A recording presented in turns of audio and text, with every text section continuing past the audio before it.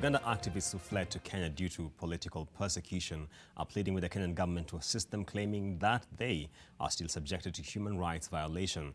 According to Hamida Nasimbwa, an activist who fled Uganda in February 2021, activists are still facing threats to their lives despite fleeing the country. They are now appealing to the Kenyan government and international human rights organizations for assistance. Gina Kirori has the details.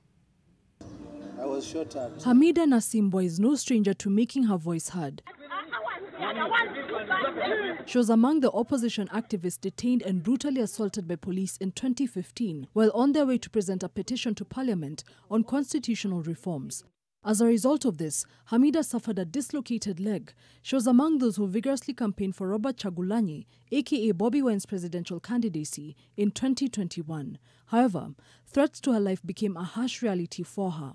After the 2021 general elections, most of my mentees that protested against whatever happened during campaigns and elections were abducted and killed.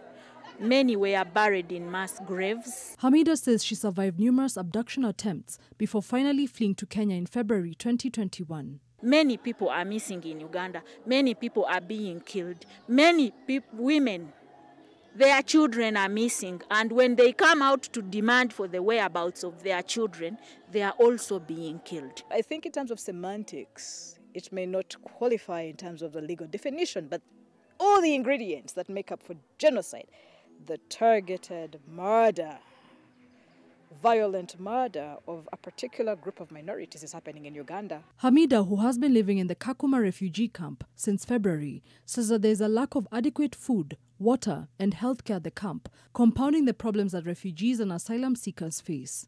Women are struggling to feed their children, to pad their children. Women are using their blouses, cutting them into pieces to pad their girl children. An activist, David Siri, has also been forced to flee Uganda. He arrived in Kenya after being released from Luzira Maximum Prison last week, that is 19th of May, after protesting rising living costs in the country. The brothers are dying. They are being suffocated.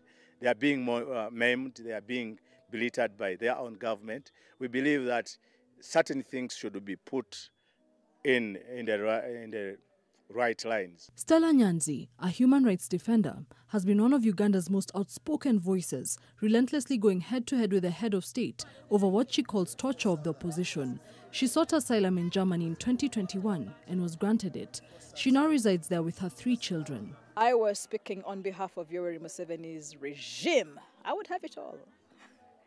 But for those of us who decide to speak out and criticize and condemn the human rights violations in the countries and call out the excesses of an undemocratic government, therein lies the problem. Please, the Kenyan government, under the Refugee Affairs Secretariat, just help us to save our lives.